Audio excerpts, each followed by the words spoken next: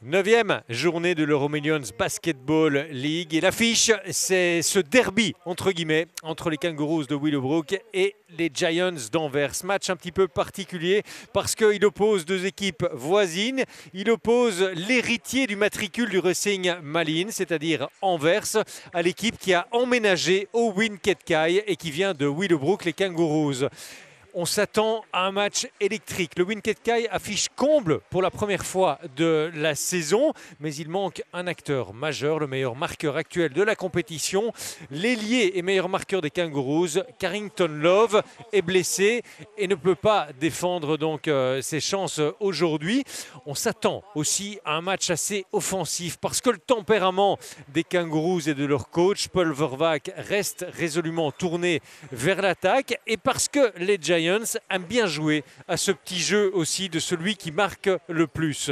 Les défenses ne participent pas trop au début du match, mais il y a du spectacle, il y a de belles actions, il y a cet homme, l'américain Tate, Deshaun Tate, l'un des deux nouveaux américains, l'un des deux rookies des Giants qui se met en exergue. Et de l'autre côté, il y a Ordan Kanda. Là aussi, match un peu particulier puisqu'Ordan Kanda a été formé à Anvers, il était sous contrat chez les Giants ces dernières saisons, mais il vient chercher du temps de jeu du côté malinois. Les Malinois vont répondre pendant cette première partie de match aux offensives des Giants. On sent bien que les Anversois ont plus de talent, plus de potentiel, mais à chaque fois qu'ils s'échappent, il y a quelqu'un pour les rattraper. Le score reste du coup assez équilibré, 19-21 à l'issue du premier quart-temps et ce sera 41-44 à l'issue de la première mi-temps, avec donc en exergue cet homme, Ordan Kanda. On a vu aussi Quan Chitam, les meilleurs marqueurs pour les Kangaroos, tandis que du côté anversois, c'est davantage Tate et Bako qui se sont mis en exergue. La reprise, c'est le moment déterminant de cette rencontre. Le vestiaire anversois a tremblé. On n'est pas content de l'intensité défensive jusqu'à la mi-temps.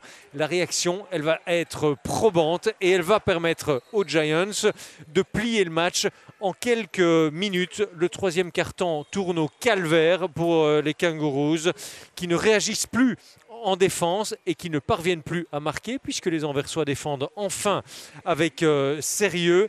Quand je vous dis que ça tourne au calvaire, c'est 8-31 à l'issue, 8-34 même à l'issue de ce troisième quart-temps. Autant dire que le match est joué, 49-78 à la demi-heure. Le dernier quart-temps, il servira de match amical. Il servira néanmoins à donner du temps de jeu aux jeunes Belges et ils ne vont pas se priver d'assurer le spectacle. Un nouveau dunk de Bako.